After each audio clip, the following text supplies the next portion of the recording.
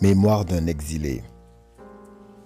Je me rappelle de mon arrivée à Paris, à l'aéroport Roissy-Charles de Gaulle, ce 19 juillet 2002. En provenance du Cameroun, je suis vêtu d'un ensemble pantalon et chemise beige. Je m'attends à un climat doux, car en Afrique, on imagine qu'il ne fait pas très chaud en France. Je suis fouetté par la chaleur, tout comme je l'étais à Douala, 6 heures auparavant. Je remarque une horloge affichant la température extérieure, 33 degrés Celsius. L'aéroport parisien grouille de monde ce jour-là. Dans la file d'attente des formalités, je commence à dégouliner de sueur, prêt à présenter mon visa touristique de 3 mois. Je récupère mon bagage et je me dirige vers la sortie où m'attendent ma petite sœur et une de mes tantes. Je viens d'arriver en France. J'ai 22 ans. Je me sens libre. L'aventure m'appelle. La chaleur de ce jour me marque à jamais. C'est pour ainsi dire la première des illusions qui me frappe de plein fouet ce 19 juillet 2002. Mais j'aimerais revenir quelques années en arrière où cette fois-ci, c'est le froid qui m'a choqué. Nous sommes le 3 décembre 1996. Mon père, ma grande sœur et moi embarquons pour la France depuis Douala. J'ai 16 ans et ma sœur en a 18. Mon père a prévu de rentrer au Cameroun après nous avoir installés à Paris chez une tante. Nous vivrons une sorte d'internat à très longue distance entre Douala et Paris. Je passe en classe de seconde et ma sœur en terminale. Nous sommes confiants et il nous tarde de vivre la vie de Seconde B, une série culte des années 90 qui dépeint la vie de lycéen parisien. Dans l'avion, je mets les écouteurs de bord et sélectionne une chanson. Je tombe sur Kiss from a Rose et je découvre le chanteur Seal. Ma sœur et moi devenons fans. On écoute la chanson en boucle pendant près de 6 heures que dure le vol Douala-Paris. Arrivé à l'aéroport dans la file d'attente, le daron tient les passeports et les présente à l'agent des douanes, une femme antillaise.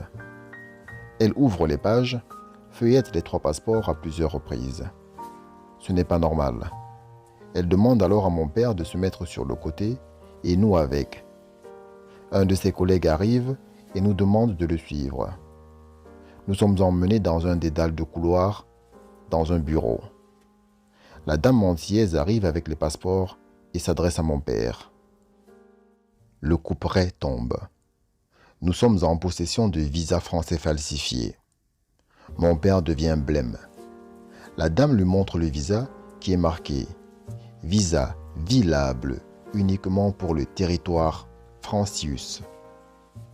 Le visa appliqué sur nos passeports est une contrefaçon qui comporte des grossières fautes d'orthographe. Mon père s'est fait rouler dans la farine par un intermédiaire. Il a payé cet individu qui était en charge de faire les démarches d'obtention du visa pour nous 3 à l'ambassade de France à Douala. Mais ce dernier a opté pour la fraude en nous remettant nos passeports avec des faux visas.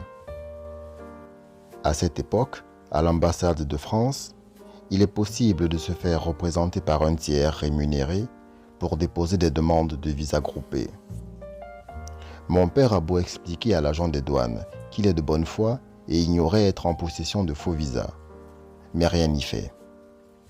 Nous voilà donc persona non grata sur le sol français.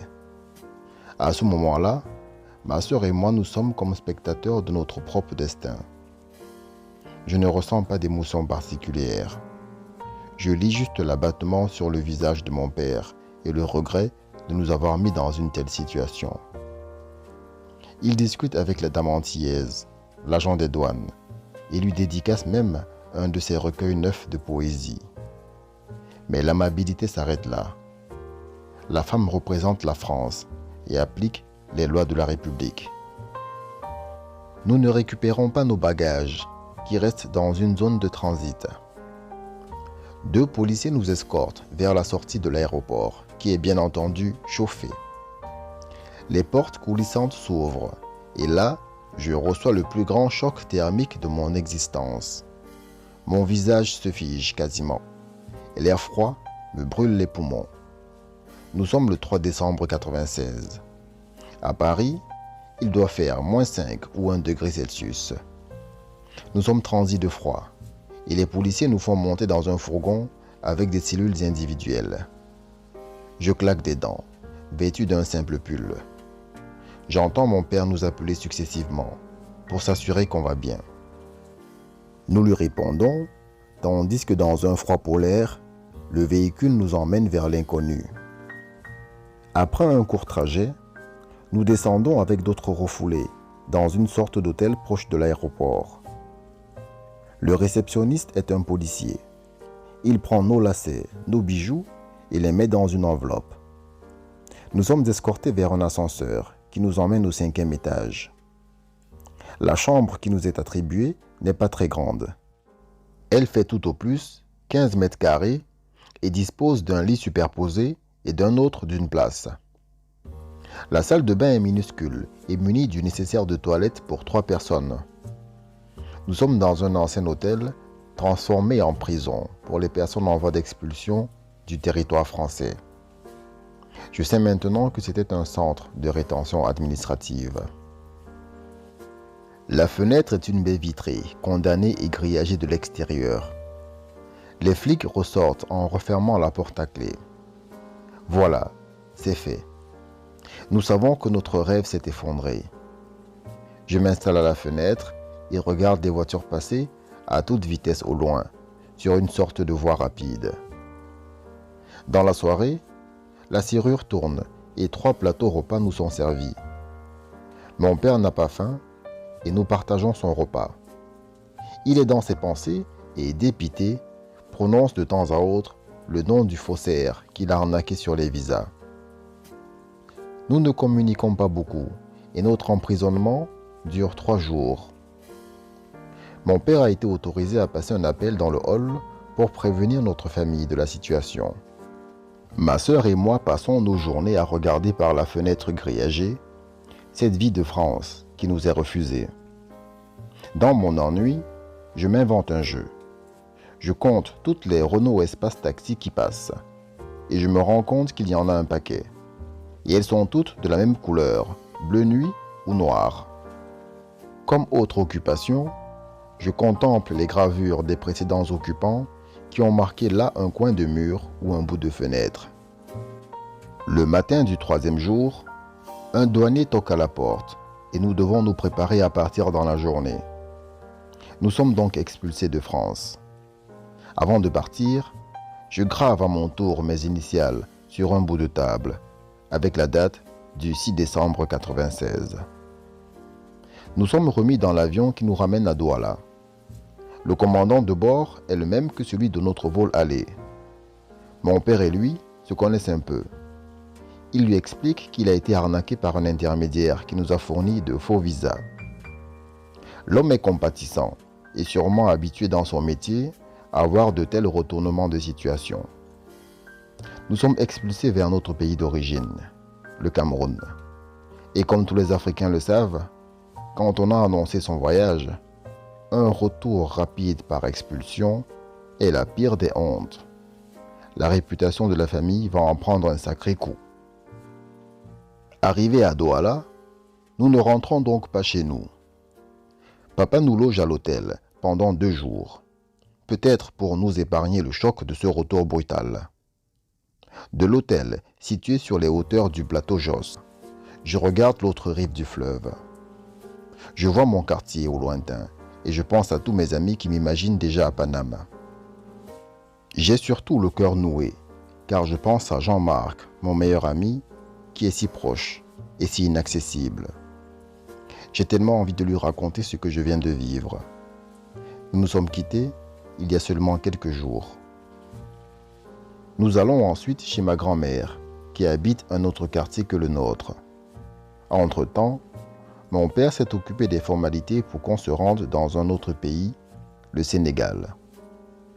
Nous prenons l'avion pour Dakar vers la mi-décembre 1996 et allons rejoindre l'aîné de la famille qui y poursuit déjà ses études.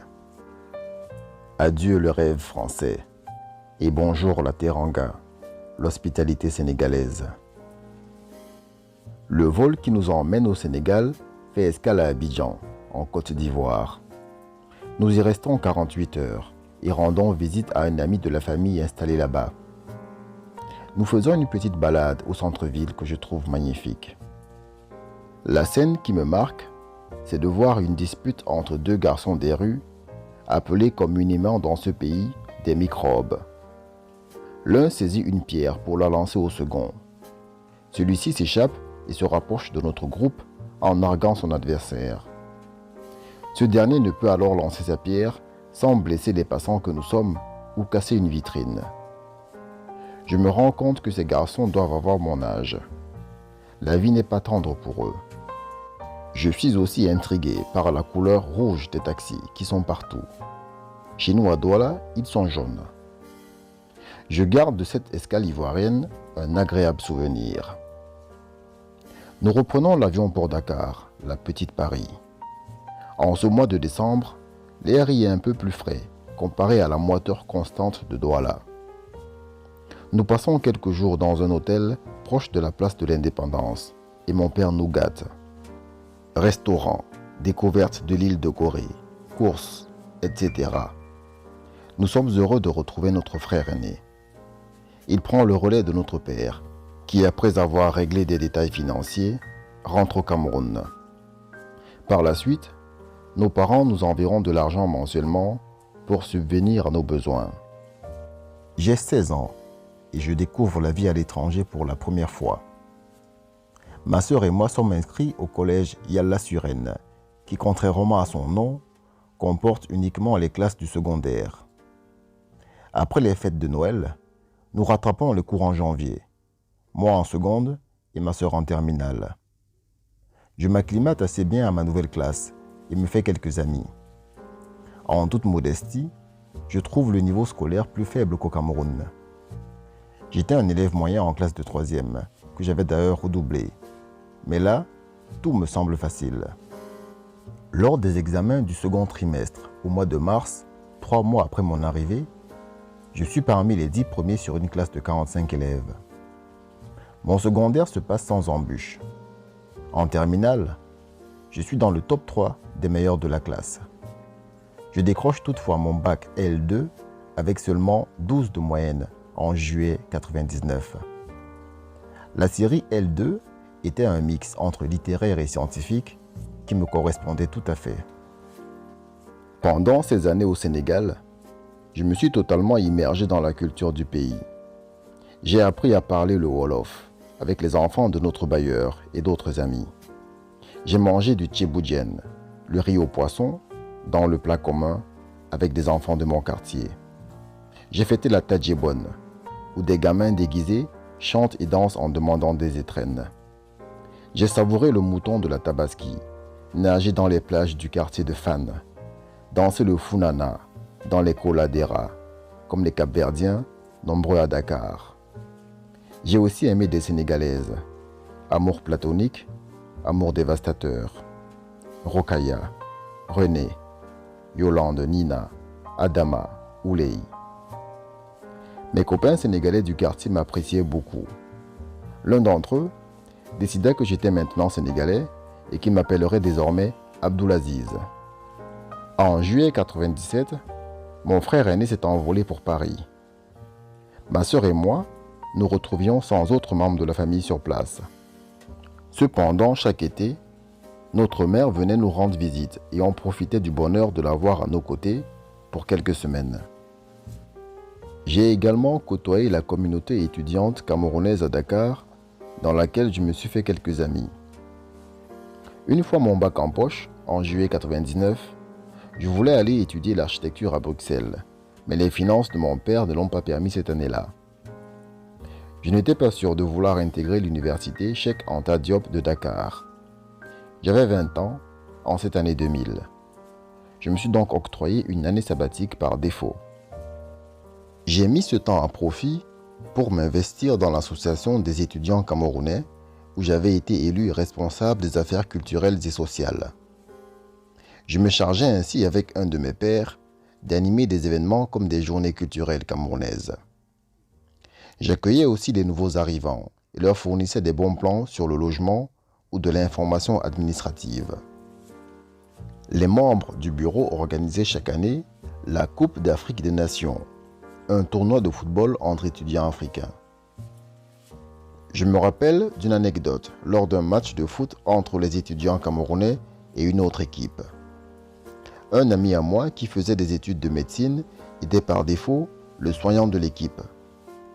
Il assurait très bien son rôle d'habitude lors des compétitions, mais ne se sentant pas bien ce jour-là, il m'a demandé si je pouvais le remplacer comme soignant.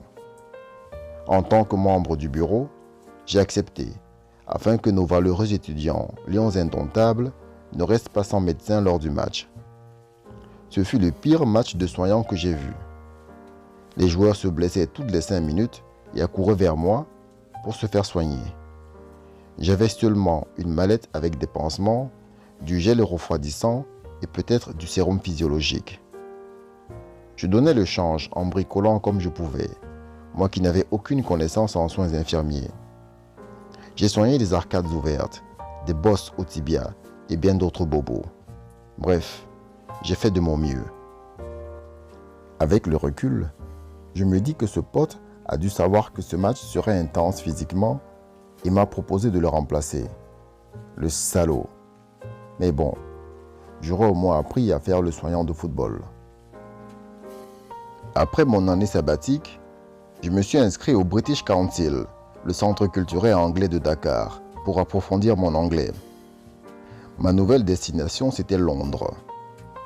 Durant cette année 2000-2001, j'ai retrouvé un de mes anciens camarades sénégalais du secondaire. Il avait aussi pris une année sabbatique et cherchait sa voie, comme moi, dans un cursus scolaire en Europe. Nous nous sommes mutuellement vendu le rêve londonien. Sauf que lui, sa famille était très à l'aise financièrement. Sidat, mon ami, a donc pu voyager pour Londres sans souci en septembre 2000.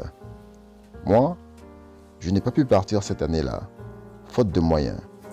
L'entreprise de BTP de mon père au Cameroun n'a pas remporté les marchés escomptés. J'ai dû attendre l'été 2001 pour que mon voyage commence à se concrétiser. J'avais terminé ma certification d'anglais au British Council de Dakar. Mon père, cette fois-ci, était prêt. Il a payé une partie des frais d'inscription dans une école de Londres. J'avais ainsi 1 an pour perfectionner mon anglais avant d'entamer les études de mon choix. Mon billet d'avion avait été payé à la compagnie espagnole Iberia. J'avais en traveler chèque l'équivalent de plusieurs mois de loyer et de frais de subsistance. Mon père avait également fourni un solide dossier de garantie financière. J'étais prêt pour Londres. J'ai appelé Sidat pour lui dire que j'allais arriver à la rentrée de septembre. Il était fou de joie. Il s'ennuyait un peu à Londres et m'attendait fermement. J'ai introduit ma demande de visa en bonne et due forme à la représentation britannique fin août 2001. J'ai attendu quelques jours et ai reçu une convocation pour le 12 septembre 2001. Le 12 septembre 2001, bien évidemment, tout le monde se rappelle de ce qui s'est passé la veille. Je parle d'un temps que les moins de 20 ans ne peuvent pas connaître. Dans la file d'attente de l'ambassade, je lis avec stupeur un magazine du jour sur les événements tragiques du 11 septembre. Nous sommes tous consternés, mais les gens ne se parlent pas. J'arrive au guichet et la dame me remet mon passeport. Je le feuillette. Il n'y a pas de visa, mais juste un tampon en dernière page qui prouve que j'ai fait une demande à la date mentionnée. Mon monde s'effondre. Je comprends que je ne partirai pas en Angleterre. J'ai pris un coup dans le foie, mais je demande néanmoins à la guichetière s'il y a une raison à ce refus. Elle me répond que les refus ne sont pas justifiables par l'autorité consulaire. Je suis abattu. D'abord en 96, la France me ferme ses portes. En 99, après mon bac, c'est les moyens qui manquent pour aller en Belgique étudier l'architecture. Idem pour l'année 2000. Quand enfin il y a les fonds nécessaires, il faut que quelques putains de kamikazes fassent sauter le World Trade Center et que les visas soient gelés. Du moins, c'est comme ça que je l'ai analysé. Car j'avais un solide dossier. Traveler chèque, école payée en partie, frais de subsistance, etc. Mais pourquoi sort t'acharnes-tu sur moi? Après cet échec, je décide de rentrer au Cameroun. Ma grande sœur reste à Dakar et entame chez Air France une carrière en marketing qui semble prometteuse. Je n'ai pas revu mon pays depuis 5 ans. En octobre 2001, je retrouve ma grand-mère, que j'aime tant, ainsi que mes parents. J'ai 21 ans et je ne sais pas quoi faire de ma vie.